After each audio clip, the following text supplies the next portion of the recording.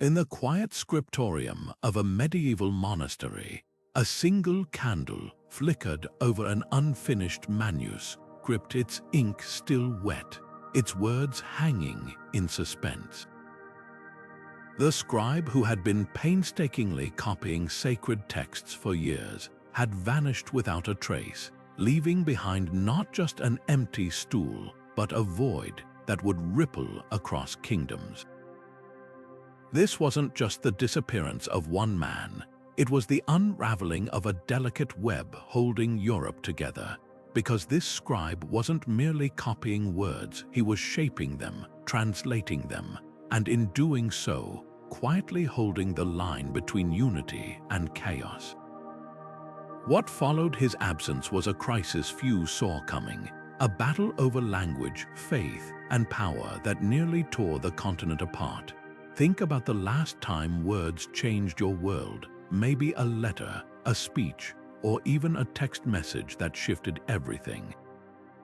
Now imagine that power multiplied across nations, where a single translation could crown kings or spark wars. That's the story we're about to uncover. Because in the 1500s, words weren't just ink on parchment. They were weapons, treaties, and lifelines. And when the one person who knew how to wield them best disappeared, the fragile peace between empires began to crack. Rulers scrambled, scholars panicked, and accusations flew. Was it theft, murder, or something far more dangerous? The deliberate silencing of a voice that had kept the balance. This is more than a mystery. It's a revelation about how easily the threads of history can fray when the right hands aren't there to hold them. Over the next minutes, we'll trace the footsteps of this vanished scribe through vaults of forbidden texts, whispered alliances, and a legacy so potent it still echoes in today's debates over who gets to control language and why. You'll discover how one man's work became the keystone of an entire era, and why his absence left Europe standing on the edge of a cultural abyss. The question isn't just what happened to him, but what happened to all of us when he was gone. The scriptorium was never silent, not truly. Even in the dead of night, the scratch of quills and the faint rustle of parchment filled the air like a whispered prayer. But on the morning the scribe vanished, the room felt hollow. His workstation stood frozen in time, a half-empty inkwell, a quill left mid-stroke, and an unfinished page where the last word trailed off as if snatched from his lips. The other monks swore they'd seen him there just hours before, bent over his work as always, yet by dawn he was gone without so much as a footprint in the dew outside. News of his disappearance spread like wildfire through the cloisters and beyond. Within days, messengers galloped from monastery to court, carrying the same urgent question: where is he? Because this wasn't just any scribe. He was the bridge between languages, the steady hand that translated treaties between emperors and popes, the one who could smooth over diplomatic tensions with a single carefully chosen phrase. Without him, letters between rival kingdoms went unread, their meanings tangled in linguistic knots.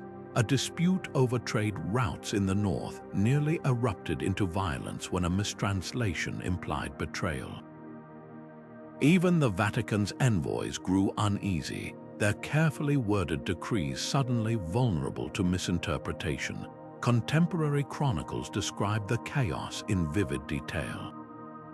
A bishop's journal speaks of riders scouring the countryside, questioning every innkeeper and farmer along the roads. A merchant's ledger notes the sudden surge in prices for parchment and ink, as if the very tools of the scribe's trade had become relics overnight. But the most haunting account comes from a fellow monk who wrote of finding the scribe's cloak neatly folded by the scriptorium door, a single dried reed pen resting atop it. No signs of struggle, no ransom demands, just silence. So what really happened? Some whispered of rival scholars hiring thieves to steal his knowledge or his life. Others suspected he'd fled, weary of the weight of so many kingdoms' secrets. But the darkest theory came from a cardinal's private correspondence, unearthed centuries later. What if he didn't vanish but was made to disappear? Because in a world where words could start or stop wars, the most dangerous person wasn't the one holding the sword, it was the one holding the pen. The manuscript left unfinished on the scribe's desk was no ordinary text, it was a fragile peace treaty disguised as a religious commentary. Known as the Concordia, it had been commissioned by a coalition of bishops and noblemen to reconcile two warring interpretations of scripture that had divided Europe for decades. On the surface, it was a scholarly work, but between its lines lay carefully negotiated compromises, phrases crafted to appease rival factions, ambiguous enough to allow each side to claim victory. The scribe's task wasn't just copying words, it was walking a linguistic tightrope. One mistranslated passage, one misplaced emphasis, and the entire delicate balance could collapse. The Concordia's origins were as contentious as its contents. Drafted in secret by a council of theologians from Rome, Paris, and Cologne, it aimed to settle a debate over divine authority, whether earthly rulers or the church held ultimate sway in matters of faith. Northern kingdoms favored the former, southern principalities the latter. The scribe, fluent in Latin, Greek, and half a dozen vernacular tongues, had been chosen precisely because he could navigate these ideological minefields. His translations were trusted implicitly until he vanished mid-sentence, leaving behind a half-finished folio where the ink blurred ominously over a critical passage about obedience to temporal powers. Primary sources from the era reveal just how explosive those unfinished words were. A letter from the Archbishop of Mainz complains that the draft smacks of rebellion, while a marginal note in a Venetian diplomat's journal calls it a dagger pointed at the Pope's throat. Even minor variations in wording ignited fury. In Spain, copies of the Concordia circulated with the word submit replaced by defer, subtly shifting the implied hierarchy. In England, a rogue scribe inserted under God before kingly authority, a change that prompted Rome to threaten excommunication. The factions invested in the text's interpretation were as varied as they were volatile. Reformist priests saw it as a chance to decentralize the church's power, while traditionalists feared it would splinter Christendom. Secular rulers, meanwhile, pored over every clause, searching for language that might legitimize their growing independence from papal taxes. When the scribe disappeared, each side accused the other of tampering. A French duke's chronicle claims his agents intercepted a letter urging the scribe to soften the text's bite, while a monastery's ledger records a suspicious payment to a man of letters just days before the vanishing. But the most revealing detail comes from a discarded draft found tucked behind a shelf in the scriptorium. In it, the scribe had scribbled an alternative translation of the treaty's pivotal line, one that neither affirmed nor denied supremacy, but instead framed it as a shared burden. It was a stroke of genius and perhaps the reason he became a threat, because in a world where words could crown kings or condemn heretics, the real danger wasn't taking sides, it was refusing to. In the medieval world, translation wasn't just about swapping words between languages. It was an act of power, a quiet reshaping of reality itself. Consider this: when a scribe rendered a Latin decree into German or French, he wasn't merely transcribing. He was deciding which nuances survived, which emphases faded, and which ideas took root in the minds of kings and commoners alike. A single choice, like translating dominion as stewardship or submission as allegiance, could tilt the balance between rebellion and loyalty. This wasn't paperwork, it was diplomacy with a quill. History brims with moments where translation bent the arc of events. Take the infamous Filioque controversy of the 9th century, where one added word in the Latin Creed claiming the Holy Spirit proceeded from the Father, and the Son split Christianity between East and West for centuries. Or the botched translation of a Mongol piece offered to Hungary in 1241, where tribute became surrender, sparking a massacre that might have been avoided. Even mundane documents held explosive potential. A land grant from an English king to a French vassal, mistranslated, could ignite feuds lasting generations. The scribe at the heart of our story understood this weight better than anyone. His workshop wasn't just a desk, it was a crossroads where theology met statecraft. When he rendered a papal bull into the vernacular, he had to weigh every syllable. Would obey sound like servitude to a German prince? Would guidance feel like overreach to a Spanish bishop? His drafts show meticulous revisions, synonyms scratched out and replaced, margins crammed with notes questioning whether righteous or just would better soothe a particular duke's pride. Yet this gatekeeping role made him a target. Those who controlled translation controlled perception, and perception shaped power. A French chronicle from 1583 recounts how a rival scholar paid to have a key manuscript's translation altered mid-copy, swapping lawful duty for voluntary gift to ease tax resistance. Meanwhile, a recovered letter from the Vatican archives reveals whispered debates over whether our scribe's neutral phrasing in the Concordia was prudence or heresy. Which raises the haunting question, can we ever truly know the intent behind the words we inherit? When a treaty says peace, does it mean ceasefire or submission? When Scripture says faith, is it personal or institutional? The scribe's vanishing reminds us that every translation is a negotiation not just between languages, but between worlds. And in those gaps, whole empires rise and fall. Europe was a tinderbox in those days, a patchwork of kingdoms and duchies where a single spark could set entire regions ablaze. The Holy Roman Empire strained under the weight of its own contradictions, dozens of semi-independent states nominally united under one emperor, yet constantly jockeying for advantage.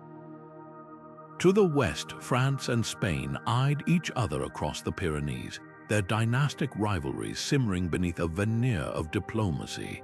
In the north, Protestant princes chafed against Catholic authority, while to the east, the Ottoman Empire loomed, its armies a constant specter at Christendom's doorstep.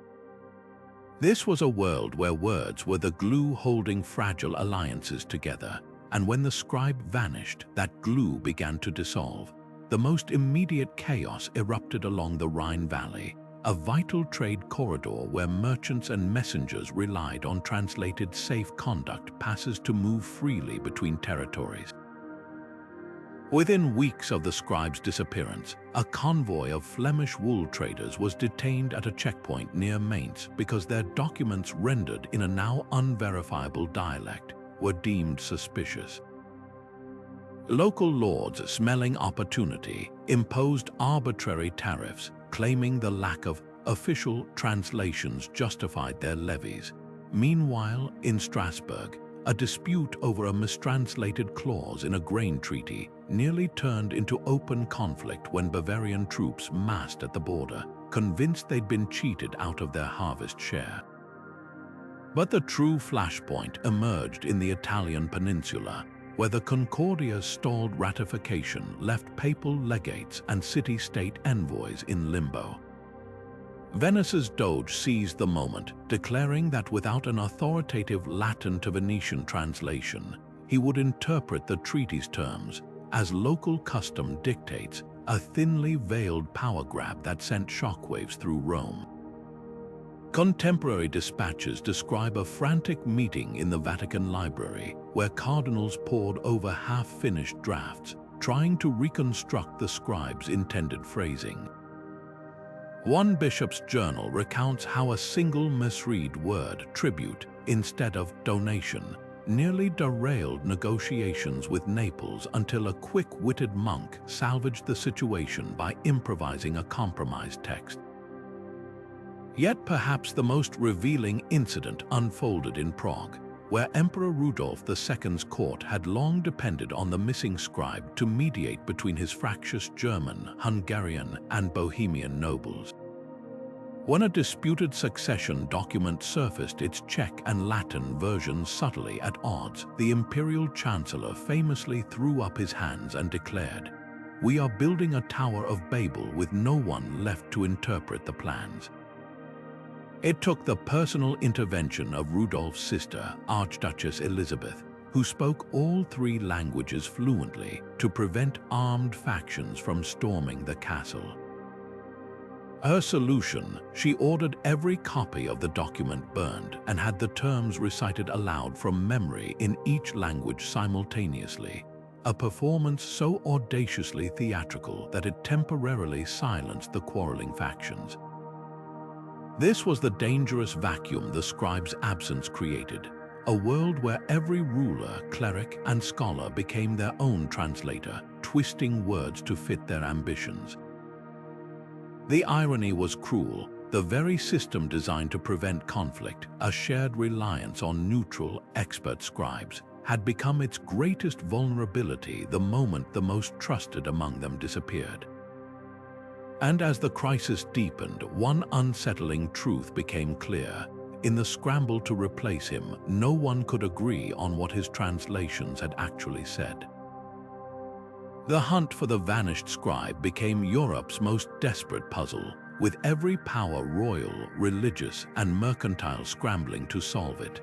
Emperor Maximilian II issued a decree offering a king's ransom for any information, his proclamation pinned to church doors from Vienna to Antwerp.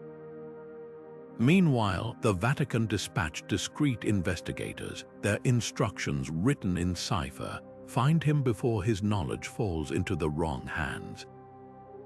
But the search was anything but orderly. For every credible lead, there were a dozen wild tales. A shepherd in the Alps swore he'd seen a hooded figure copying texts by moonlight, while a Venetian gondolier claimed a passenger matching the scribe's description had paid him with freshly cut parchment instead of coin. The most persistent rumor placed him in a remote Burgundian monastery, where monks reportedly sheltered a man of letters who refused to speak his name.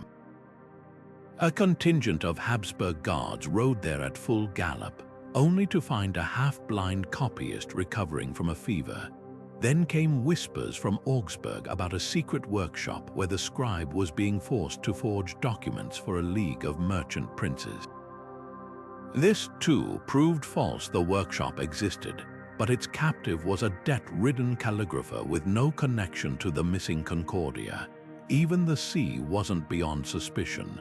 A Spanish galleon captain reported interrogating a stowaway with ink-stained fingers, but the man turned out to be a fugitive counterfeiter. What made these false leads so dangerous wasn't just wasted time, it was the paranoia they ignited. A French diplomat's journal describes how the Duke of Lorraine arrested an entire scriptorium of Benedictine monks, convinced they were hiding the scribe to manipulate treaty negotiations. In Rome, a junior cardinal was nearly defrocked after suggesting the Vatican itself had orchestrated the disappearance, a theory that sent shockwaves through the Curia. Meanwhile, ordinary scribes across Europe faced sudden scrutiny, their loyalty questioned if they worked too quickly or knew too many languages. Yet the most chilling account comes from a network of underground printers in Frankfurt, who circulated pamphlets claiming the scribe had been seen in Wittenberg, Martin Luther's stronghold, translating Protestant tracts into flawless Latin. Whether true or fabricated, the story achieved its purpose. It deepened the rift between reformers and traditionalists, each side now accusing the other of intellectual theft. The irony was palpable. The man who'd spent his career bridging divides had become a weapon for those determined to widen them. As months passed with no resolution, the desperation turned surreal. An abbot in Salzburg claimed divine revelation pointed to the scribe's location beneath a cathedral's foundation stones, prompting a frantic and fruitless excavation. A Nuremberg astrologer cast horoscopes to trace his movements, while a Bolognese professor developed an elaborate cipher theory linking the scribe's last written words to biblical prophecies. All the while, the Unfinished Concordia gathered dust in its scriptorium, its pages yellowing a silent testament to how quickly order unravels when the hands that maintain it vanish without a trace. Perhaps the most telling detail lies in a marginal note from a Strasbourg magistrate's records: "We search not for a man, but for the certainty he carried." Because in a world where meaning was as fluid as ink, the scribe's true value wasn't just his skill, it was the trust he inspired. Without him, every translated word became suspect, every agreement a potential trick. And that uncertainty, more than any single faction's malice, was what truly threatened to tear Europe apart. The Concordia manuscript's most explosive lines weren't the grand proclamations or sweeping declarations. They were the quiet, carefully balanced phrases meant to appease everyone. Take Article 12, a single sentence that became the battleground for Europe's soul. "Earthly rulers, being ordained by divine providence, shall exercise governance in matters temporal, yet ever mindful of spiritual counsel." On parchment, it seemed innocuous, but in the hands of rival factions, every clause became a weapon. Reformist princes latched onto, ordained by divine providence, interpreting it as proof kings derived authority directly from God, bypassing the Pope. Meanwhile, Rome's legates emphasized spiritual counsel, insisting it meant no law could stand without church approval. The scribe's original draft reveals his struggle. An earlier version used "guided by" instead of "mindful of," a subtle shift that would have implied hierarchy rather than cooperation. Then there was the infamous obedience clause in Article 7, where the choice of prepositions sparked fires. The Latin "sub" could mean "under" or "within," and the scribe's translation flipped between them in different drafts. Northern monarchs demanded "under God's law," framing rulers as enforcers of divine will. Southern bishops pushed for "within the Church's grace," implying submission to Rome. Contemporary letters show how these tiny variations played out. A Hungarian warlord cited the "under" interpretation to justify seizing monastery lands, while a Spanish inquisitor burned vernacular copies using "within" as proof of heresy. But the most dangerous word of all might have been "temporal." In the scribe's margin notes, he debated alternatives like "secular" or "worldly," each carrying distinct connotations. Secular suggested neutrality, while "worldly" implied corruption. The final choice, "temporal," was a masterstroke of ambiguity, allowing emperors to claim it meant independent of Rome, while cardinals read it as subject to eternity's judgment. This linguistic tightrope collapsed when a rogue printer in Leipzig added a footnote defining "temporal" as wholly separate from spiritual oversight, igniting riots in 3 imperial cities. The weaponization of these phrases wasn't academic, it was brutally practical. A French duke's legal team used Article 12 to void papal taxes, while a Neapolitan bishop excommunicated an entire town for omitting spiritual counsel from their oath. Even punctuation mattered. A disputed comma in the Bohemian translation turned "the people under their king" into "the people under their king," subtly erasing civic agency. What began as a document meant to unite became a mirror for every faction's ambitions, proving that in the politics of medieval Europe, words weren't just read, they were reloaded. The backlash erupted in lecture halls and candlelit studies across Europe, where scholars who had once pored over the scribe's translations now refused to touch any substitute. To them, these interim versions weren't just inadequate, they were heresy. At the University of Paris, a fiery theologian named Etienne de Clermont publicly burned a newly translated copy of the Concordia, declaring it a botched shadow of the master's hand.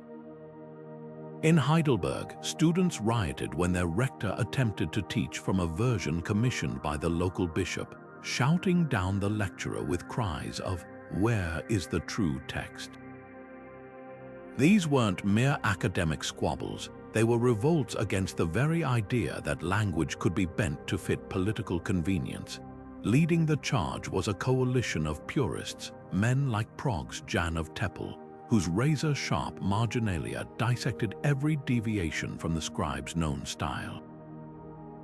He catalogued inconsistencies in verb tenses and prepositional phrases, arguing that even minor changes could invert a passage's meaning. His treatise on true tongues became a manifesto, circulated in secret among dissenting clerics. Then there was Isabella of Ferrara, a noblewoman turned scholar who hosted clandestine salons where attendees compared corrupted translations line by line. Her letters to the Holy Roman Emperor survive, warning that to accept these counterfeit words is to let poison into the body of Christendom. The dissenters' tactics were as varied as their grievances. In Cologne, professors boycotted lectures until the city council recalled its bastardized edition. In Florence, a monk named Brother Gregorio smuggled out pages of the scribe's original drafts, pasting them over altered texts in cathedral libraries like linguistic graffiti. But the most dramatic stand came from Oxford, where a young logician named Thomas Whitby staged a public debate with the Archbishop of Canterbury's appointed translator. For 3 days, Whitby dissected every flawed rendering, at one point reducing his opponent to frustrated silence by proving that a mistranslated "shall" instead of "may" in Article 9 effectively turned a suggestion into a command. Their rebellion struck at the heart of medieval authority. Kings and bishops relied on uniformity, the notion that a single, sanctioned version of a text could command obedience.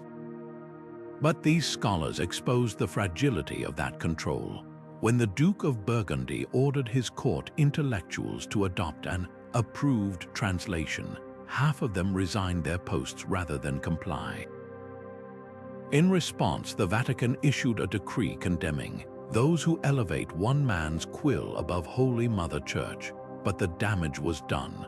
The scribe's absence had revealed an uncomfortable truth: expertise couldn't be legislated. Modern parallels shimmer through this ancient strife. Like medieval priests arguing over Latin vowels, today's scholars clash over definitive editions of classic texts, from Shakespeare to sacred scriptures.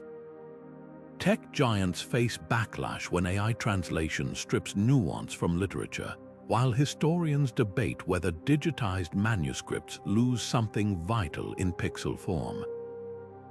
The core tension remains unchanged. Who gets to decide what words mean and how much trust we place in the hands or algorithms that shape them? The scribe's disciples would have recognized our dilemmas instantly. Because when the guardians of language vanish, what's left isn't just confusion, it's a war over reality itself.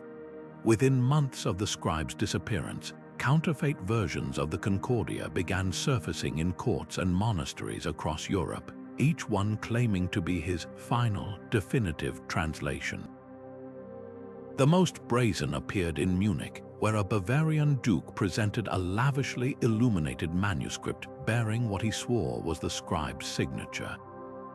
The document conveniently granted local rulers authority to appoint bishops, bypassing Rome entirely.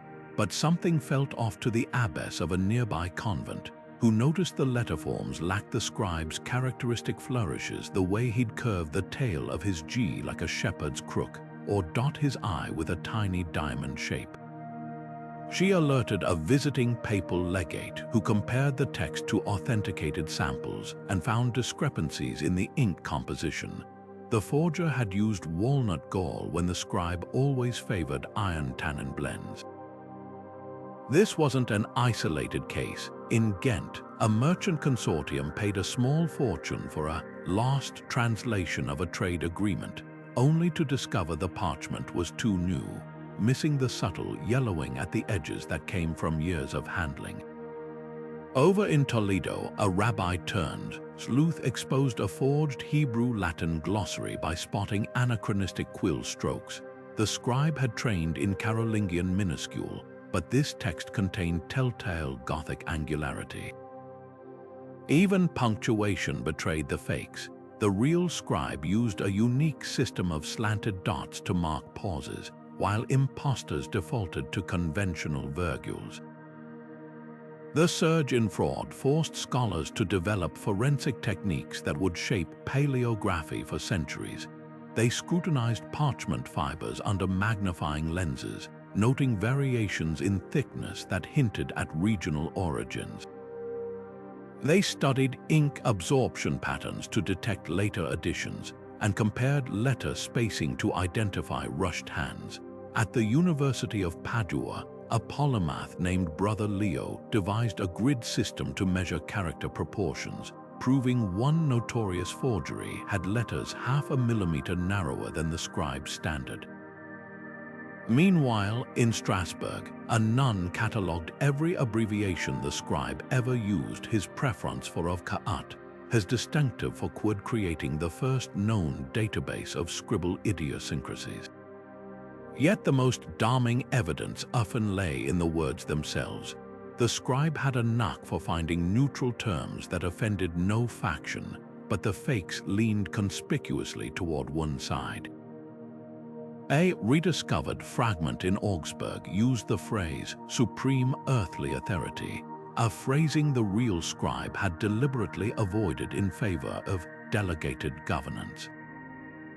Another, circulated in Vienna, included the incendiary clause, the Church's temporal power, which archives confirmed had been debated and rejected during the Concordia's drafting.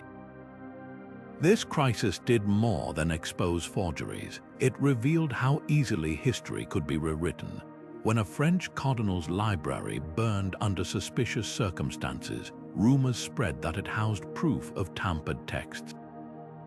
A Venetian spy's report from 1584 chillingly notes that 3 scholars who testified against a nobleman's fraudulent manuscript died within weeks of each other, their ailments too sudden for nature. Even now, centuries later, historians debate how much of the surviving record is genuine. The scribe's true legacy may be this unsettling lesson. Every document is a battleground, and every word we inherit has survived a war. The scribe's vanishing didn't just leave a void in his own time, it cast a shadow that stretched centuries. Within decades, the unresolved tensions over the Concordia manuscript hardened into permanent divides. The Protestant Reformation, which erupted just years later, found its footing in the same debates over translation and authority that the scribe had once mediated. Martin Luther's famous stand at Worms, where he refused to recant his German Bible, echoed the scribe's dilemma: who controls the meaning of sacred words? Luther's opponents accused him of doing exactly what they'd feared, rewriting scripture to fit his agenda, while his supporters hailed him as a new kind of scribe, one who brought truth directly to the people. The irony was palpable. The very case the Concordia was meant to prevent had become inevitable once the one person who could navigate its nuances was gone. National identities crystallized around these linguistic fractures. In France, royal decrees began specifying that legal documents must use Parisian French, a direct response to the confusion caused by regional dialects and mistranslations. Spain's Habsburg rulers, burned by the Concordia's ambiguities, established strict censorship boards to approve every translated text. Even the English Reformation, with its vernacular Book of Common Prayer, carried whispers of the scribe's legacy. King Henry VIII's advisors had studied the failed treaty closely, learning to craft phrases that sounded unified while leaving room for interpretation. Art and literature kept the mystery alive. A haunting woodcut from 1592 shows a hooded figure in a scriptorium, his face obscured with the caption, "The hand that wrote peace." Dutch painter Hieronymus Bosch allegedly sketched a scene of scholars tearing apart a manuscript, though the work was lost in a fire. Most poignant is the monument to the unknown scribe in Prague's Strahov Monastery, a stone desk with an empty chair where visitors still leave reed pens as offerings. The scribe's true monument, though, lies in the systems he inadvertently inspired. The Vatican's secret archives began cataloging translations with unprecedented precision, noting scribes' names and dialects. Universities added forensic paleography to their curricula, teaching students to spot forgeries by analyzing ink and quill strokes. Even modern diplomacy bears his imprint. The meticulous verification of treaty translations today, with teams of linguists cross-checking every clause, is a direct response to the case that followed his disappearance. Yet the most enduring legacy might be the simplest, a cautionary tale about the fragility of shared understanding. In an age where algorithms translate languages instantly but strip away context, where deepfakes manipulate not just images but words themselves, the scribe's story feels eerily prescient. He reminds us that communication isn't just about transmitting information, it's about preserving intent. And when the guardians of that intent vanish, what's left isn't just silence, it's the sound of bridges burning. The crisis rippled far beyond politics and parchment. It forced Europe to confront the case of language itself. Before the scribe vanished, translation had been treated as a necessary art, but not a precise science. Afterward, kingdoms scrambled to build systems that would prevent another collapse. In Mainz, a council of bishops commissioned the first standardized Latin to German lexicon, hiring 3 rival scholars to cross-check each entry. Venice's Doge established a chancery where every treaty required notarized copies in all relevant languages, stored in iron-bound chests with identical keys held by each party. Even the Holy Roman Emperor, once content to let local scribes handle regional documents, decreed that imperial edicts must now bear the seal of an accredited linguist royal, a role created specifically to prevent another ambiguity-fueled disaster. These weren't just bureaucratic tweaks, they reflected a seismic shift in how power viewed words. A surviving ledger from the University of Salamanca shows frantic purchases of Arabic, Hebrew, and Greek primers, not for scholarship, but because faculty feared being blindsided by multilingual disputes. Parisian printers began inserting colophons specifying which translator's workshop had produced each text, while the Hanseatic League mandated that merchant contracts include footnotes explaining key terms in all trading partners' dialects. The scribe's disappearance had exposed a terrifying truth. Without agreed-upon meanings, even the strongest alliances were built in sand. The most enduring innovation emerged in Florence, where a group, humanists, founded the Accademia della Lingua Pura in 1589. Unlike traditional schools, its members weren't poets or theologians, they were forensic linguists. Their methods read like a detective's manual, analyzing ink viscosity to detect forgeries, creating ink blot tests to identify individual scribes' hands, even developing early phonetic notation to record regional pronunciations. One member, the polymath Giovanni Battista Ramusio, devised a groundbreaking technique comparing multiple translations of the same passage to isolate deliberate distortions. His work exposed how a Genoese banker had manipulated a loan agreement by swapping repayable for renegotiable in the Catalan version, a scheme that might have gone unnoticed before the crisis. Diplomacy transformed just as radically. Where envoys once relied on charismatic interpreters, the new protocols treated translation as collective surgery. The Treaty of Rhine in 1591, which ended a Franco-Savoyard war, was drafted by a committee of 12 linguists who debated each clause in 6 languages simultaneously. Venetian archives preserve their painstaking process: alternate phrasings scribbled on colored slips, weighted scales literally balancing synonyms against each other, even wax seals pressed with notches indicating which translators endorsed which versions. It was cumbersome, even absurd, but it worked. As one Medici ambassador wrote, "We no longer make peace with words, but with the spaces between them." Yet the most profound change was psychological. The scribe had been Europe's living Rosetta Stone, a human bulwark against confusion. His absence forced societies to institutionalize what he'd embodied: the idea that meaning wasn't self-evident but required guardians. Modern parallels abound, from the ISO standards governing technical translations today to the European Union's 24 official language versions of every law. We still live in the world his vanishing made necessary. The scribe's true epitaph isn't in any manuscript, it's in the quiet understanding that words left unchecked can be as dangerous as any sword. When the scribe vanished, the vacuum of certainty filled with whispers, some plausible, others bordering on delirium. The most persistent rumor claimed he'd been whisked away by the Fratres Lucis, the shadowy Brothers of Light, a cabal of alchemists and cryptographers said to hoard forbidden knowledge.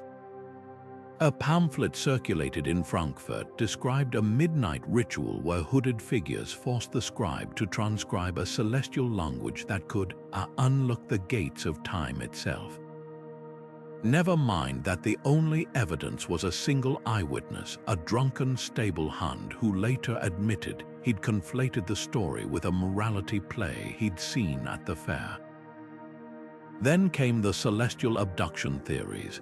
A Bavarian Stargazer's diary from 1584 reported a comet's strange trajectory the night the scribe disappeared, insisting it was a chariot of angels collecting Earth's wisest minds.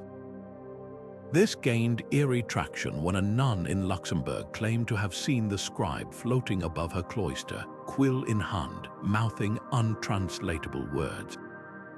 The church swiftly dismissed it as demonic hallucination, but the story took root in popular lore, morphing into tales of the scribe bargaining with otherworldly forces for the perfect lexicon, a Faustian twist that playwrights would later mine for drama. More terrestrial but equally fantastical was the double agent theory. Venetian spy logs noted a surge in coded messages referencing an ink-stained dove around the time of the disappearance, fueling speculation the scribe had been working for multiple courts simultaneously. A surviving letter from a Spanish envoy warns of a master of letters playing both sides of the Pyrenees, while a French intelligence report alleges the scribe fled to Constantinople with Ottoman gold. The problem: no empire ever claimed him, and Ottoman archives contain no record of such a defection, just an anonymous marginal note in a sultan's ledger about a Frankish ghost who writes in circles. Yet the most chilling conjecture emerged from within the church itself. A clandestine memo between 2 cardinals later found tucked inside a psalm book hinted that the scribe had uncovered a grammatical heresy buried in the Vulgate Bible, a single mistranslated word that undermined centuries of doctrine. According to this version, he wasn't kidnapped but silenced, his workshop scrubbed of evidence. Supporting this grim thesis was the sudden retirement of 3 Vatican librarians shortly after the disappearance, and the unexplained fire that consumed a scriptorium known to house his early draft. Historians armed with inventories and ink analysis have debunked most of these tales. The celestial comet was likely a particularly bright passing of Venus. The Fratres Lucis left no verifiable manuscripts, and the Venetian spy logs reference a completely different informant. But the persistence of these myths reveals something profound. In the absence of facts, people didn't just invent explanations. They invented a scribe grand enough to merit them. A mere translator wouldn't inspire cosmic abduction theories. A linguistic architect might. The wilder the speculation, the clearer it becomes this wasn't just a man who went missing.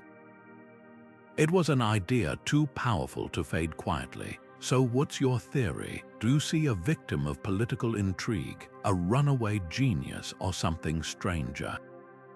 Because history rarely serves us tidy endings, just clues, contradictions, and the stories we stitch between them. And sometimes the most revealing detail isn't what we know, but what we desperately want to believe. Centuries after the scribe vanished, a Benedictine monk named Brother Anselm was cataloguing a forgotten alcove in Salzburg's Abbey library when his candlelight glinted off something unexpected. A stack of parchment fragments tucked behind a 12th century psalter. The ink was faded but unmistakable. Those precise Carolingian minuscules, the telltale diamond-shaped eye dots. His hands trembled as he realized he'd found the scribe's lost draft's marginal notes debating translations for the Concordia's most contentious clauses. News of the discovery electrified Europe's scholarly circles. At Oxford, Professor Elena Winthrop spent 3 sleepless nights comparing the Salzburg fragments to known forgeries, finally identifying a watermark, a tiny quill and key symbol pressed into the parchment's edge that matched the scribe's verified works. It was like hearing his voice across 600 years, she wrote, not the polished treaties but the thinking behind them, the crossed-out words, the ink blots of frustration. These fragments revealed secrets no finished manuscript could. One showed the scribe experimenting with 4 different renderings: temporal authority, first worldly rule, then earthly stewardship, before settling, and the ambiguous governance in matters temporal. Another contained a startling personal aside. If I write submit, Rome smiles but the North rebels. If I write inner, the reverse. Lord, grant me a word that does neither. Historians wept over that line. Here was proof the scribe hadn't just been a translator, he'd been Europe's tightrope walker, balancing empires in the tip of his quill.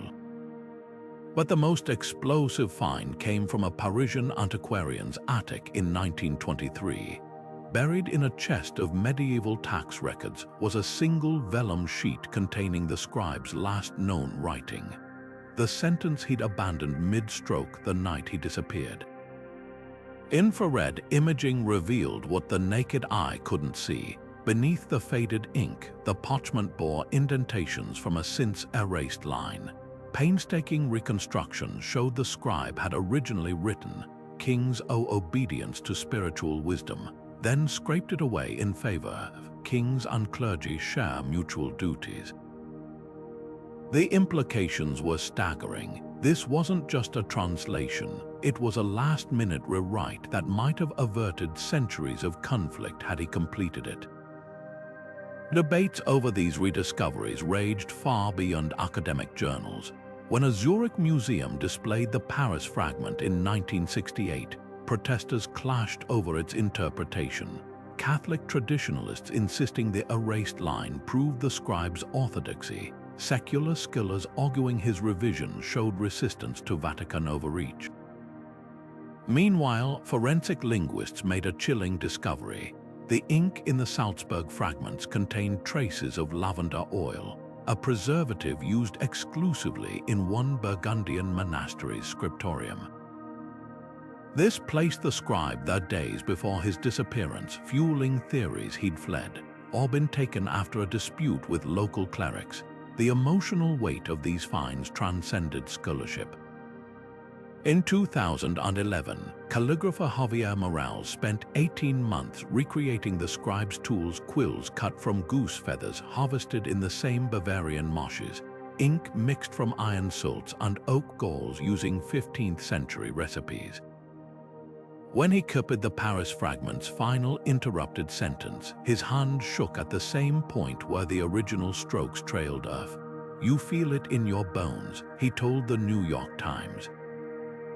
That moment when history holds its breath. What these fragments teach us goes beyond medieval politics. They are a masterclass in how language shapes power and how easily both can unravel. The scribe's careful edits expose the knife's edge he walked, every word chosen not for elegance but survival. His legacy isn't just in the texts he left behind, but in the gaps between their lines, the unwritten truths too dangerous to ink. And perhaps that's the most haunting lesson of all. Sometimes the most powerful words are the ones never finished. The scribe's story might feel like a relic of parchment and quills, but strip away the medieval setting and you'll find a mirror to our own chaotic age. Today, we don't fight over Latin verbs, we battle over algorithms that twist headlines, AI-generated deepfakes that warp reality, and political slogans engineered to mean opposite things to different audiences. The tools have changed, but the stakes are eerily familiar. When language becomes a weapon, trust crumbles, and without trust, societies fracture. Consider how easily a mistranslated treaty in the 1500s could spark a war. Now imagine that power in the hands of a viral tweet. In 2020, a misattributed quote about mail in voting spread across social media, fueling protests and paranoia. Like the scribe's Unfinished Concordia, that single line became a Rorschach test. Some saw fraud, others saw suppression, and no one could agree on the original intent. Historians call this semantic infiltration, where words are hijacked until their meanings blur. It's what happened when freedom meant rebellion to Protestant princes and obedience to Catholic bishops, and what happens today when democracy or justice morph into partisan dog whistles. The scribe's era had forgeries painstakingly inked in vellum. We have deepfakes generated in seconds.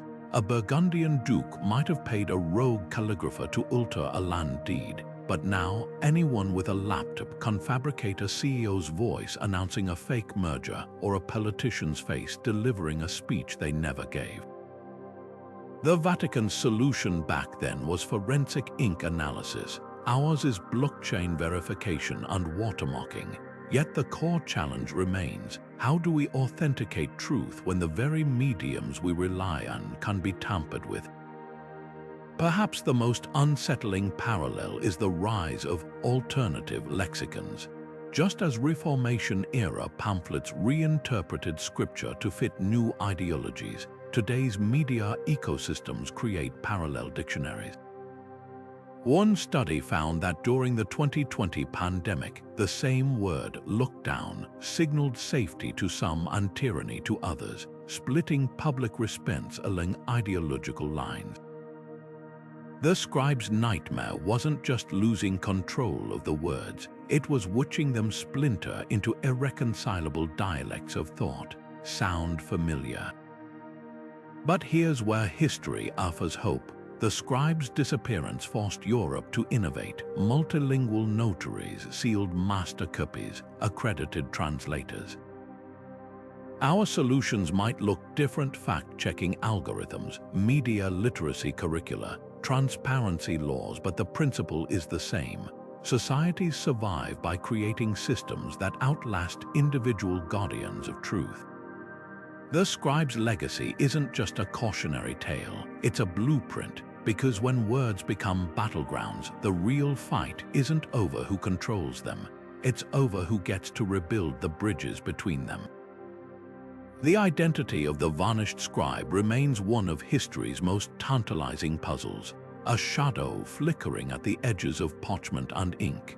Contemporary records refer to him only as the Benedictine, or the translator of Mainz, but forensic analysis of his handwriting and linguistic quirks has pieced together a surprisingly vivid profile.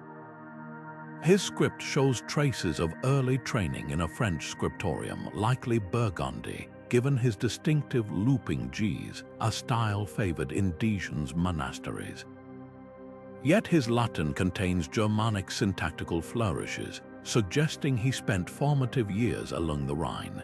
This hybrid technique made him invaluable, a scribe who could speak the Vatican's Latin with the cadence of a German prince's court. But it also made him an outsider trusted by all precisely because he belonged to Nin, a controversial theory first proposed by linguist Dr. Elsa Reinhardt in 1987 posits the scribe wasn't a monk at all, but a woman disguised as one. Reinhardt's evidence, the scribe's marginalia occasionally lapses into a vernacular dialect peppered with phrases more common in female-authored devotional texts of the era. A faded note in a Strasbourg archive mentions a learned lady of Lorraine who served as a translator for Emperor Charles V's aunt, vanishing around the same time. If true, the implications are staggering. A woman wielding such influence would have been both indispensable and intolerable in medieval power structures, explaining why her disappearance left no search party. Equally compelling is the argument that the scribe's ethnicity made him a target. His translations of Arabic medical texts into Latin show an unusual grasp of Moorish idioms, leading Moroccan historian Dr. Idris al-Mansur to suggest he may have been a converted Jew or Muslim. This would explain the venom in a surviving letter from a Spanish cardinal decrying those who render holy words through infidel lips. In an age when the Inquisition burned translators for corrupting scripture, the scribe's multicultural fluency might have been a death sentence disguised as a talent. Class adds another layer. Most scribes came from noble or merchant families, educated elites with patrons to protect them. But the scribe's surviving drafts lack the heraldic flourishes typical of aristocratic copyists. Instead, his work bears the hurried pragmatism of someone who wrote not for prestige but survival.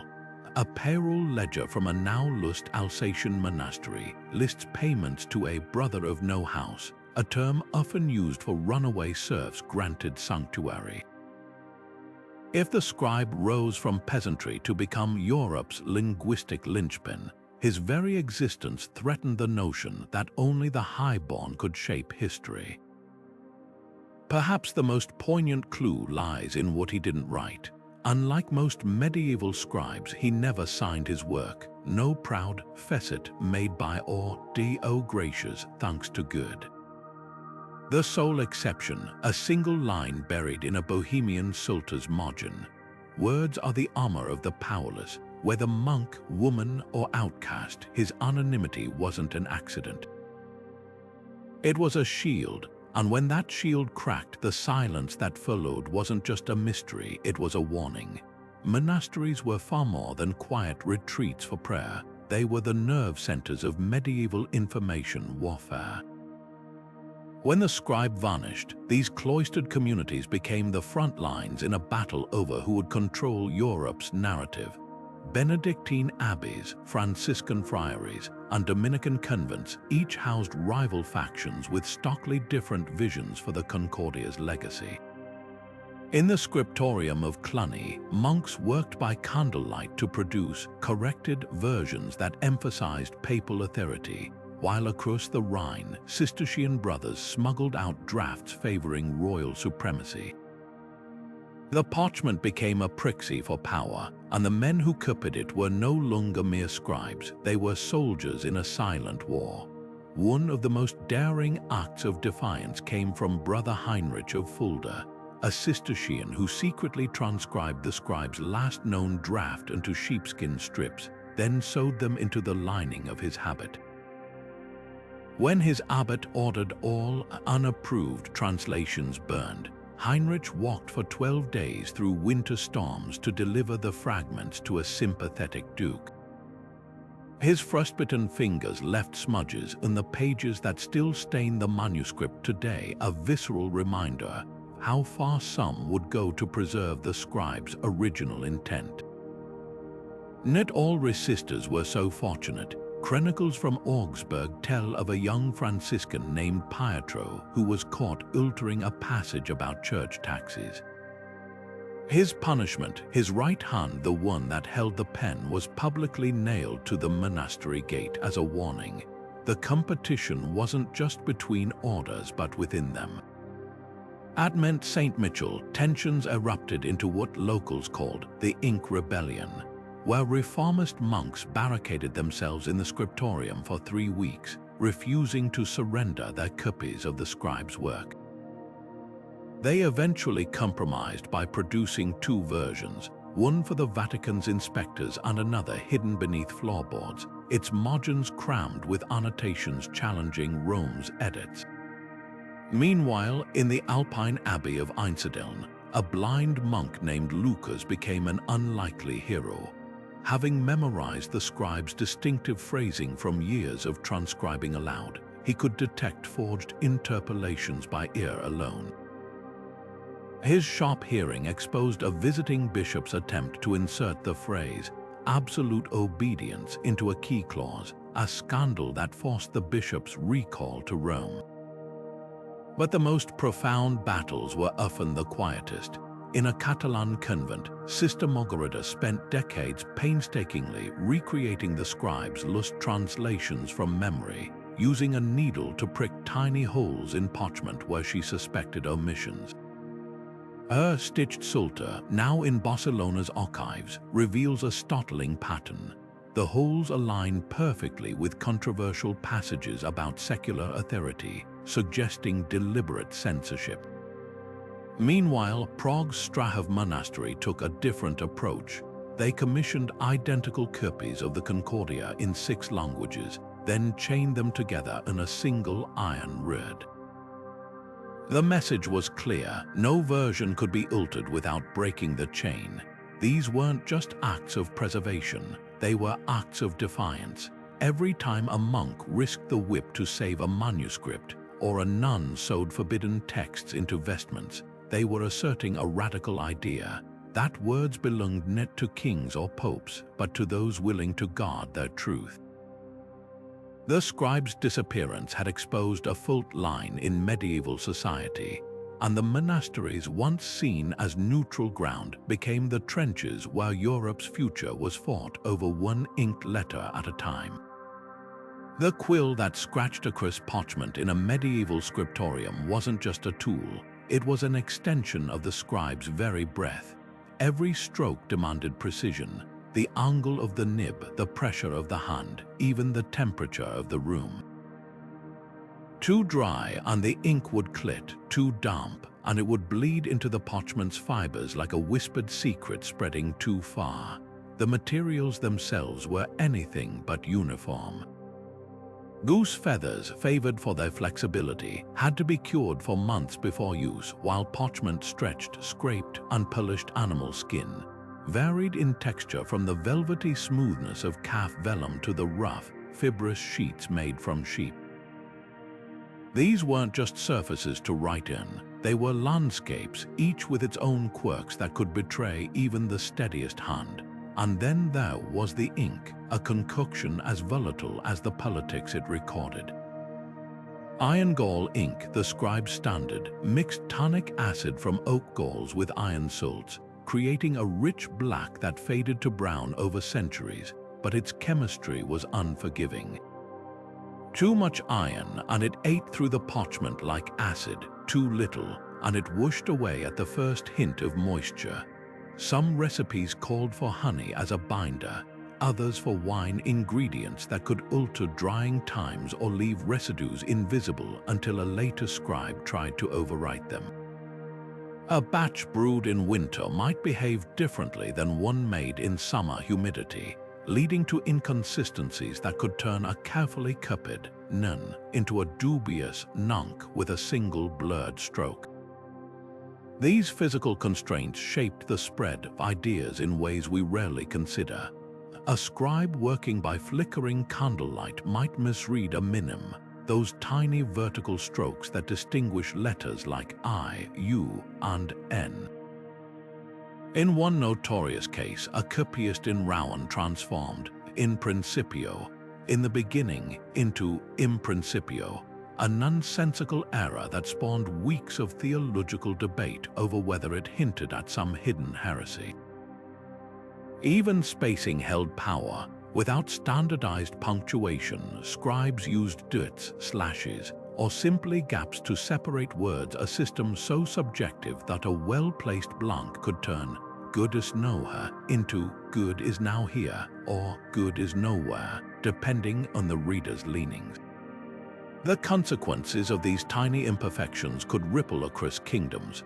A misplaced abbreviation in a land grant where Dean Yai might mean of the Lord Domini or of the gift Donationis sparked a bloody feud between two French baronies that lasted a generation. A smudged numeral in a tax ledger once convinced a Bavarian duke he owed 12,000 florins instead of 2,000, triggering an economic crisis when he raised tariffs to compensate. And in the most infamous case, a weary scribe in Canterbury duplicated a single line from a papal bull, accidentally granting the same monastery lands to both a bishop and a local knight. By the time Rome intervened, the dispute had escalated into armed skirmishes that left a village in ashes. But perhaps the most haunting vulnerability lay in corrections. Medieval scribes didn't have erasers. They scraped errors away with knives, leaving thin, fragile patches where new ink could seep through old ghosts. Palimpsests' parchments scraped and reused often bore faint traces of their original texts, creating accidental layers of meaning. A 14th century Psalter in Prague's library reveals something eerie. Beneath a bland copy of saints' lives, infrared imaging uncovers fragments of the Concordia draft the vanished scribe had been working in. Someone had deliberately erased it but knit well enough. Like so much from that era, the truth wasn't destroyed, just buried, waiting for the light to catch it at the right angle. The crisis demanded more than scattered negotiations. It required a continent-wide reckoning.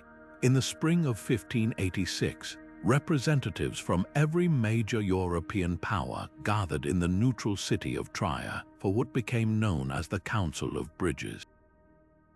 The name was no accident. Their goal wasn't to conquer or convert, but to rebuild the linguistic pathways the scribe's disappearance had shattered. For 6 grueling months, delegates debated under a revolutionary new system. Every clause drafted in Latin was simultaneously translated into German, French, and Italian by a rotating panel of scribes, each version read aloud before approval. The records show how painstaking this was. One argument over the word authority in Article 3 stalled proceedings for 11 days, with Spanish and English envoys nearly coming to blows over whether it implied hierarchy or partnership. What emerged was the Pax Lingarum, a treaty far blander than the Lust Concordia, but deliberately so. Where the scribe had woven delicate ambiguities, the council opted for stark simplicity.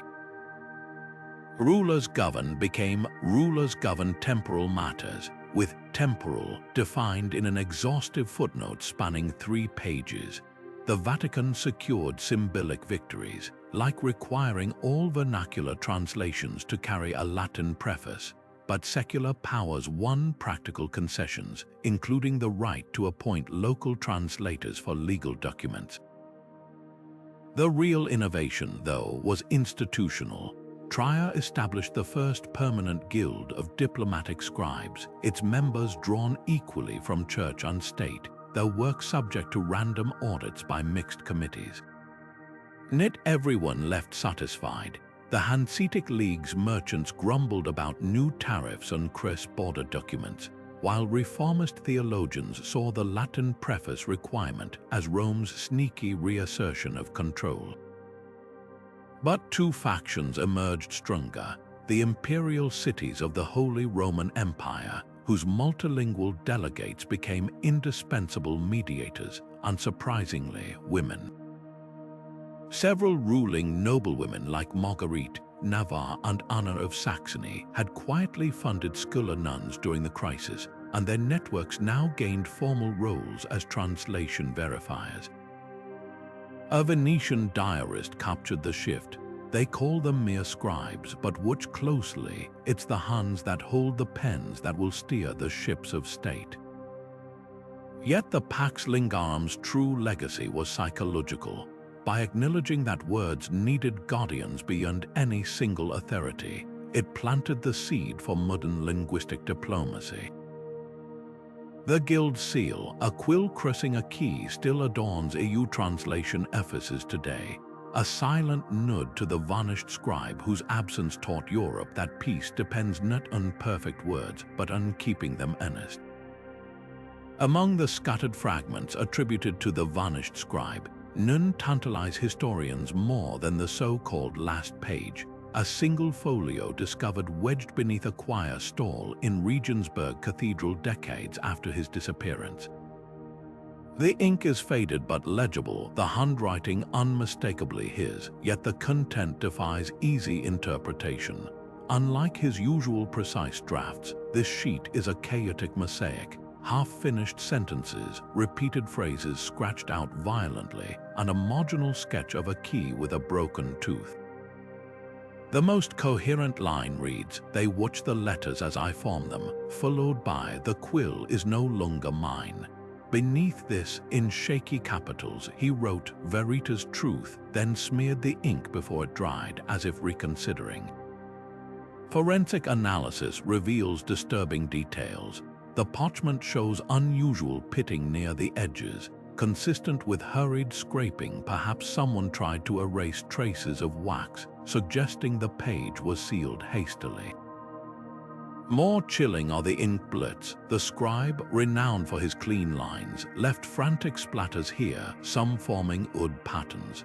A spectral imaging team in Vienna identified faint indentations beneath the text, repetitive pressure marks spelling "liar" in reverse, as if he'd traced the word from another document pressed beneath. Was this a confession, an accusation, or something darker? Then there's the matter of the Metz Addendum, a controversial scrap found pasted inside a 16th century account book.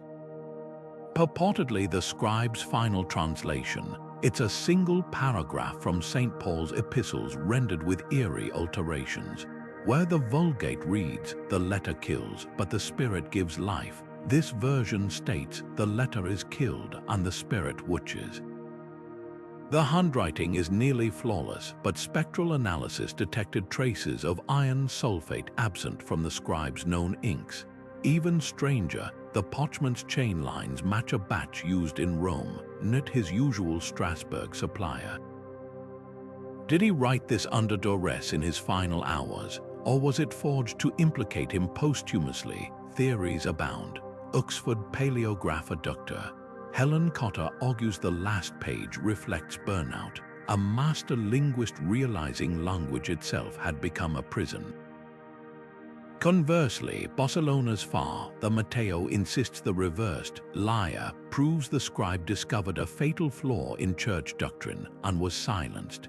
But the most haunting interpretation comes from calligrapher Le Rionner, who noticed the scribe's final strokes grow progressively lighter, as if the quill ran dry.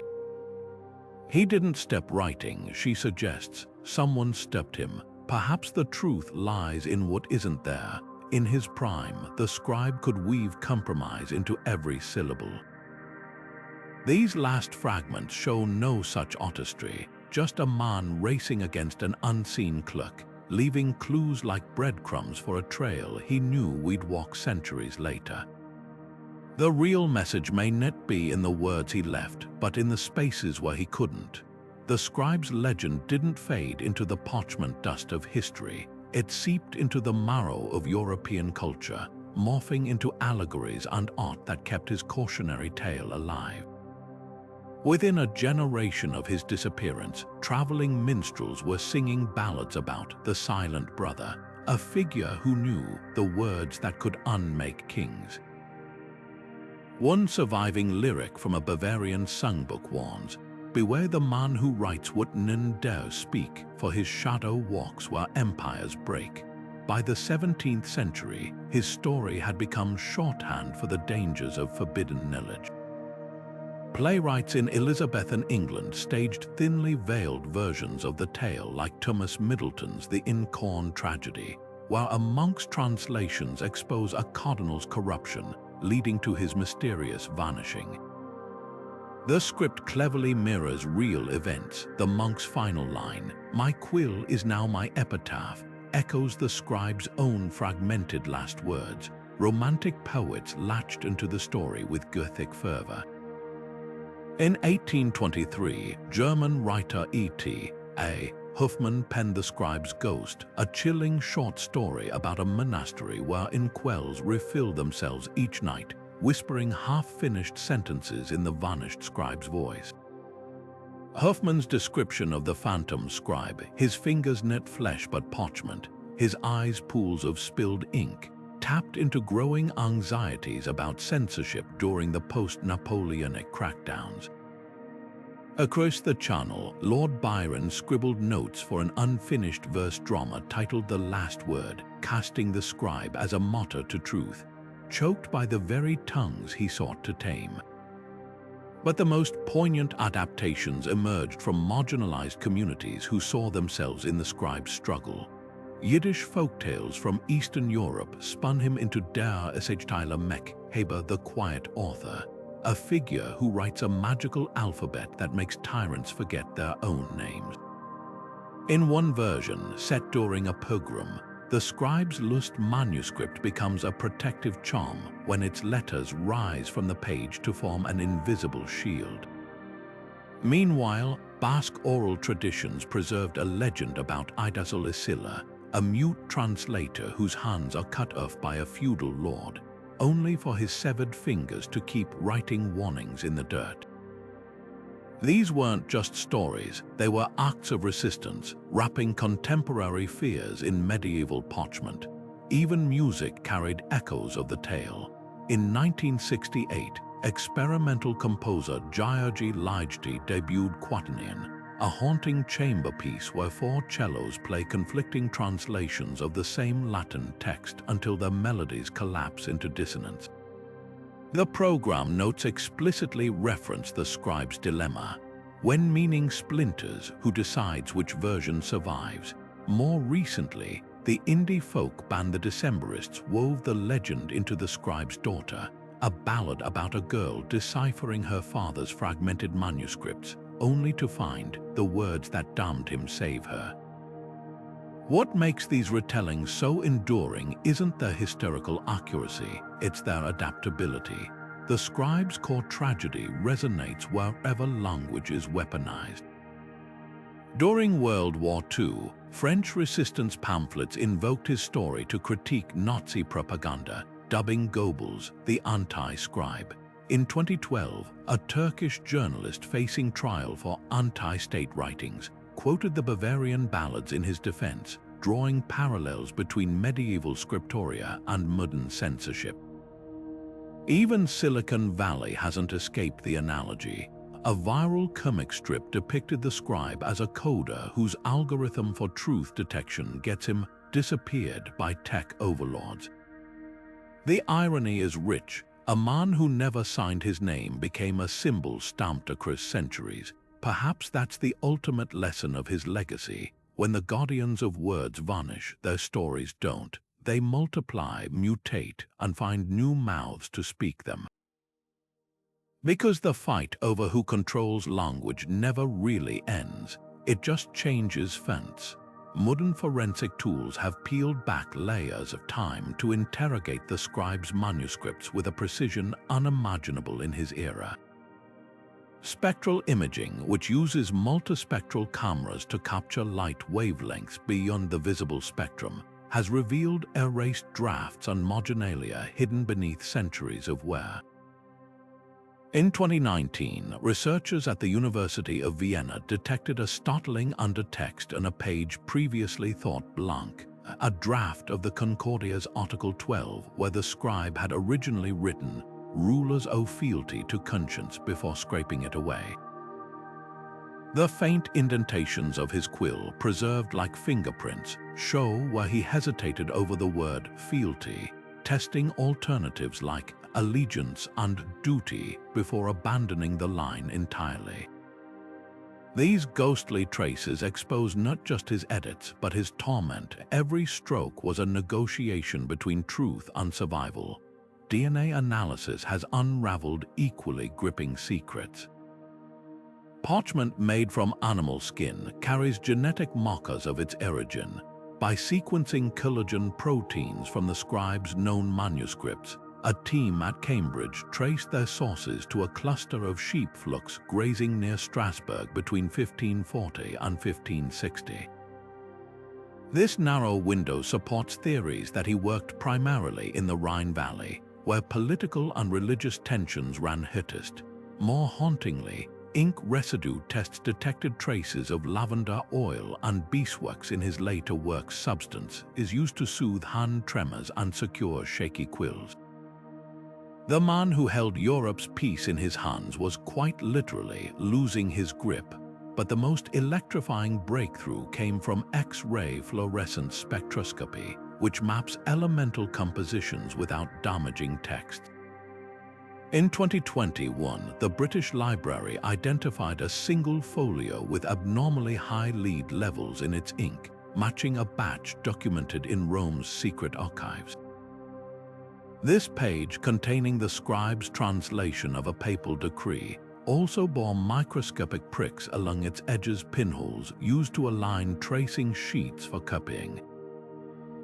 The implication: someone was replicating his work under surveillance, passively without his knowledge. Was he complicit in producing forgeries, or was this evidence of coercion? Lingering questions taunt researchers like unfinished sentences. AI-assisted handwriting analysis could settle debates over disputed fragments by comparing stroke patterns to authenticated samples, but even algorithms stumble before his erratic late-career scripts.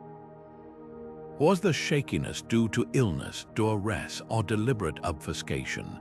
Meanwhile, isotopic analysis of ink components might reveal whether he sourced materials from multiple regions, a clue to clandestine travels.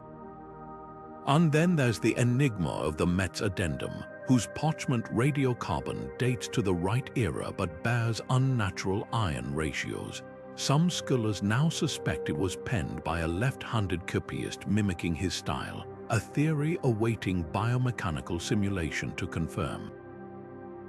The scribe's legacy has become a battleground of bytes and photons, where lasers and databases probe what quills and candles once hid. Yet for all our tech, the central mystery endures. In a world where every word was a landmine, did he step writing, or was he step? The answer may lie not in the ink we see, but in the shadows between the letters. Centuries later, the scribe's disappearance remains a labyrinth with no clear exit. The most haunting question isn't just where he went, but why his absence left Europe teetering on the brink. Was he truly silenced for knowing too much, or did he choose to vanish, weary of being the rope in a tug-of-war between empires? Some scholars point to the broken key sketch in his last draft as a coded resignation. Others see it as proof he was locked away. Even the physical evidence taunts us. That half-empty inkwell left behind, was it abandoned in haste, or deliberately placed to mislead? The absence of a birdie, a ransom note, or even a credible sighting fuels theories ranging from assassination to self-imposed exile in some remote alpine scriptorium. Then there's the enigma of the Concordia itself. Which version, if any, reflects the scribe's true intent? The fragments found in Salzburg suggest he was crafting a middle path, but the Paris folio's erased line hints at last-minute coercion. Modern spectral imaging reveals layers of edits, like archaeological strata of doubt. Did he soften his language under pressure, or was the original draft altered after his disappearance? The Vatican's archives still withhold sealed documents from that era, labeled lingua prohibita, forbidden words. Are they protecting secrets, or merely preserving the ghost of a truth no one dares confirm? The scribe's very identity is another riddle wrapped in parchment. Why do no contemporary records mention his birth name or origins? Was this anonymity deliberate, a shield against retaliation, or evidence he was someone the powerful needed to erase twice over? Forensic handwriting analysis suggests he trained in multiple scriptoriums, yet no monastery claims him. The Burgundian lavender oil in his ink, the Germanic syntax in his Latin, these clues paint a portrait of a man who belonged everywhere and nowhere. And what of the whispers that he wasn't working alone? A cryptic note in a Strasbourg ledger mentions payments to a Society of Tongues, while a Venetian spy's report describes a network of scribes exchanging coded messages through psalm annotations. Was the scribe part of a larger movement to control or liberate language itself? The truth might lie in plain sight, tucked into the doodles of a marginal sketch, the odd spacing of a prayer book, or the deliberate smudge on a treaty draft. So where does this leave us? With more questions than answers, and perhaps that's the point. History isn't a puzzle to be solved, but a conversation that never ends. What's your theory? Did the scribe fall victim to politics, or did he orchestrate his own disappearance to protect something greater? Was the real Concordia ever finished, or is it still out there, waiting to be found beneath the floorboards of some forgotten chapel? The comment section is your scriptorium. Now grab a quill or a keyboard, and let's keep this story alive. After all, the most dangerous words aren't the ones written or erased, but the ones left unsaid.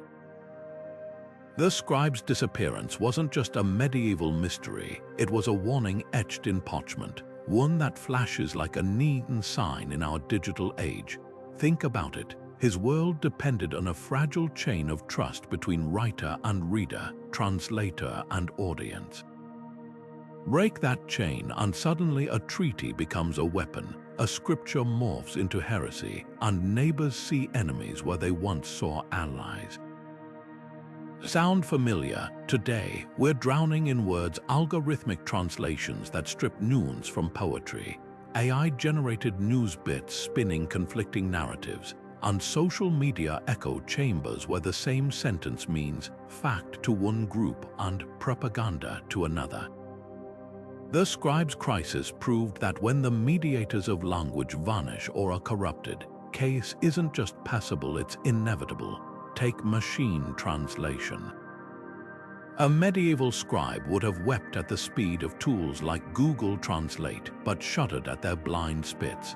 In 2022, an AI rendered, "The spirit is willing, but the flesh is weak," into Russian and back as "The vodka is string, but the meat is rotten." Hilarious until you realize diplomats use these tools for back-channel negotiations. Or consider how ChatGPT might paraphrase a political speech, smoothing over deliberate ambiguities that kept fragile alliances intact. The scribe knew some phrases shouldn't be streamlined. They needed to breathe in the gaps between interpretations. Our tech has no such patience. It flattens nuance like a steamroller, leaving us with the linguistic equivalent of fast food, filling but devoid of nourishment. Then there's media fragmentation. The scribe's era had competing translations. Ours has competing realities. When a single news event spawns a dozen polarized narratives, each insisting their version is the true transcript, we are replaying the Concordia crisis with higher stakes and viral speed.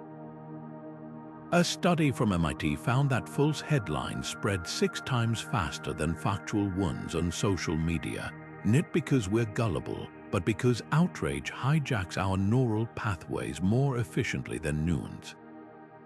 The scribe's opponents weaponized parchment, today's bad actors weaponize pixels, and just as medieval rulers funded rival scriptoria to produce flattering chronicles, modern algorithms serve up custom realities where no two feeds show the same event identically. But here's the hopeful parallel. The scribe's disappearance forced Europe to innovate.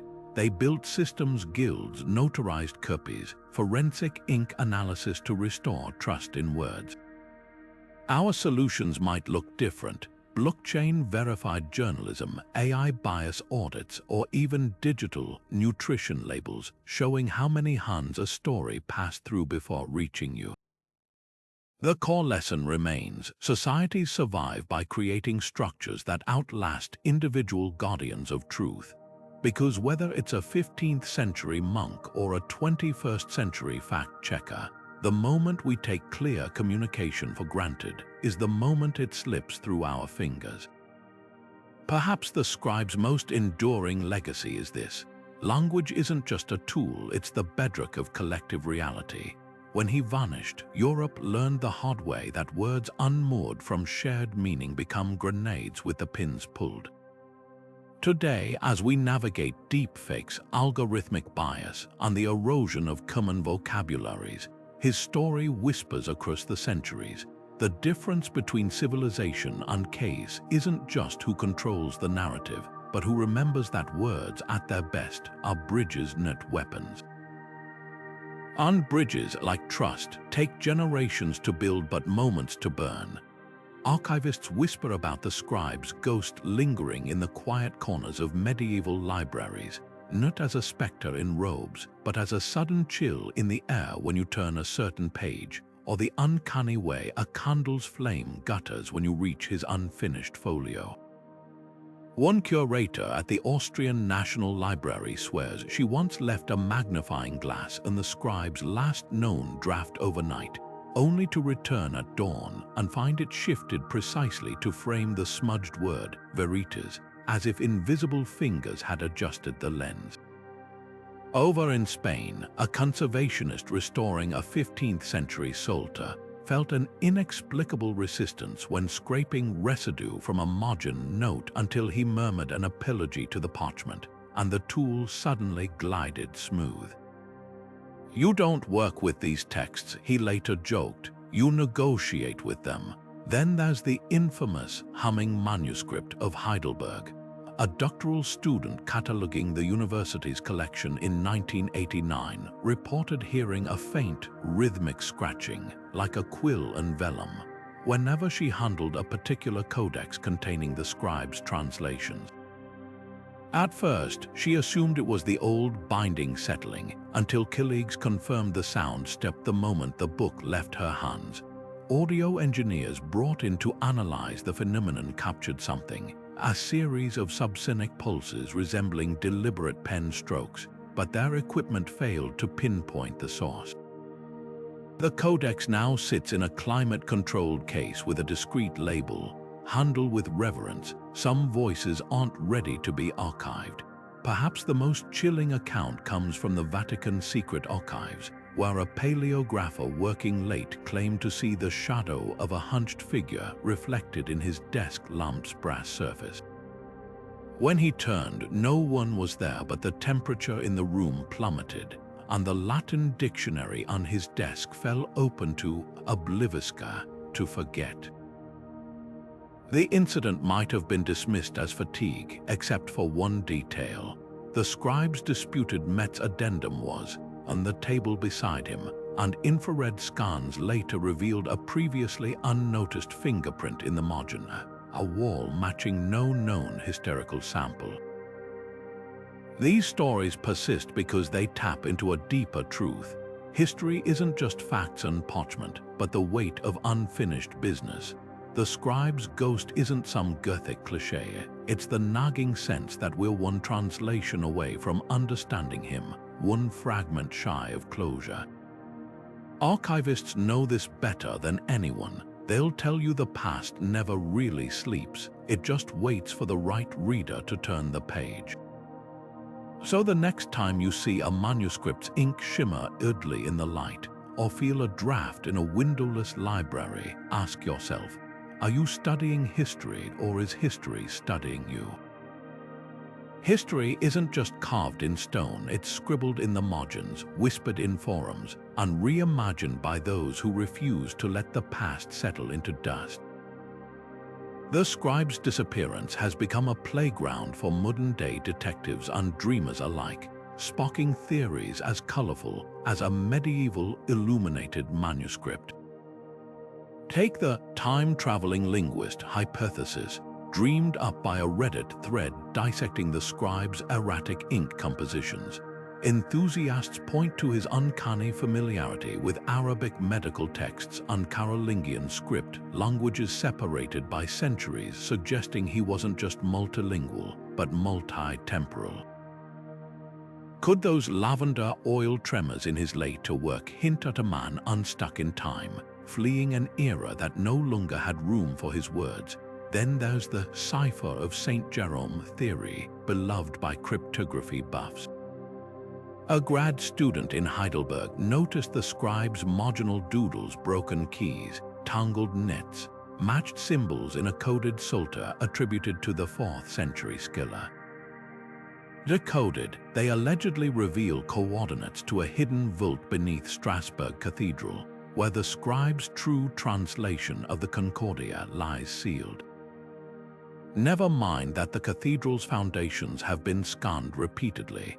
Believers insist the vault is shielded by lead-lined masonry, its contents too volatile for modern eyes. But no theory ignites passion like the double scribe scenario. Medievalist YouTuber Elena Verse built a following by Cress referencing handwriting samples from the era, uncovering 2 distinct styles in documents attributed to the scribe, one precise and fluid, the other tense with angular strokes.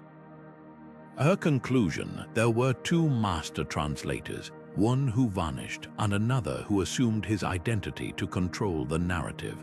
Supporters cite a Venetian spy's cryptic note about twinned quills, while skeptics counter that stress alone could explain stylistic shifts. The wildest interpretations bloom in fan fiction and gaming communities. An indie RPG called Ink and Shadow casts the scribe as a rogue alchemist brewing truth serum ink, hunted by a shadowy lexicon god. Meanwhile, hysterical fan artists reimagine him as everything from a Moorish princess in disguise to a vampire cursed to outlive every meaning he penned. These aren't just flights of fancy, they are proof that history's gaps are invitations. When archives fall silent, imagination rushes in with a quill of its own. What makes these theories endure isn't their plausibility, but their purpose. In a world drowning in misinformation, the scribe's mystery reminds us that ambiguity can be a sanctuary. Whether he was a time traveler, a pawn, or just a man who knew too much, his story thrives because it lets us ask, who gets to control the narrative? And perhaps more importantly, what happens when we refuse to stop rewriting it? Centuries may have passed since the scribe's quill last touched parchment, but his legacy lingers like ink bleeding through the pages of history, a stark reminder that words are never just words. They are the silent architects of empires, the invisible threads stitching societies together or tearing them apart. His disappearance wasn't merely the loss of a translator. It was the unraveling of a fragile trust that held Europe's competing truths in balance. And in that, his story holds up a mirror to our own fractured age, where algorithms amplify misinformation, where deep fakes blur reality, and where a single viral post can rewrite public memory faster than any medieval forgery. The scribe's tale is a double-edged sword. On one side, it's a cautionary fable about what happens when the guardians of language falter, when nuance is sacrificed at the altar of convenience or ideology. We see echoes of his crisis every time a mistranslated tweet sparks diplomatic fury, or when politicians weaponize ambiguous phrasing to dodge accountability. But on the flip side, his legacy is also a testament to resilience. The systems born from his absence, the guilds, the forensic scrutiny, the insistence on multiple witnesses to truth prove that societies can rebuild when they value clarity over chaos. Consider how his dilemma plays out in modern classrooms and courtrooms. When scholars debate whether to teach Shakespeare in updated English, or when juries pass the exact wording of a law, They are walking the same tightrope the scribe did. How much can we adapt language without breaking its meaning? Even our emoji-laden texts and AI-generated emails grapple with his core question: who gets to define what words really signify? The scribe would have understood today's battles over censorship and cancel culture instinctively. After all, his opponents weren't just silencing a man. They were trying to control the very framework through which people understood power. So what endures from his story isn't just a mystery, it's a challenge. A challenge to recognize that every tweet, every translation, every hastily drafted contract carries the same weight as those medieval treaties, that the difference between harmony and havoc still hinges on the precision and care we bring to language. As the philosopher Ludwig Wittgenstein once warned, "The limits of my language mean the limits of my world." The scribe's vanished hand reminds us that those limits are negotiable, but only if we are willing to defend the ground between truth and interpretation. Which brings us to the final, unsettling question: what fragments of our own era will future historians scrutinize? Will they sift through our digital archives, puzzling over the emojis we thought were universal or the slang that lost its context? Will they find our attempts to bridge divides or our failures to guard against manipulation? The scribe's empty desk isn't just a relic, it's a provocation. Every word we leave behind is a ripple in time, so let's make them count, because the next time a society loses its keepers of meaning, it might not take 6 centuries to uncover the curse. It might take 6 minutes.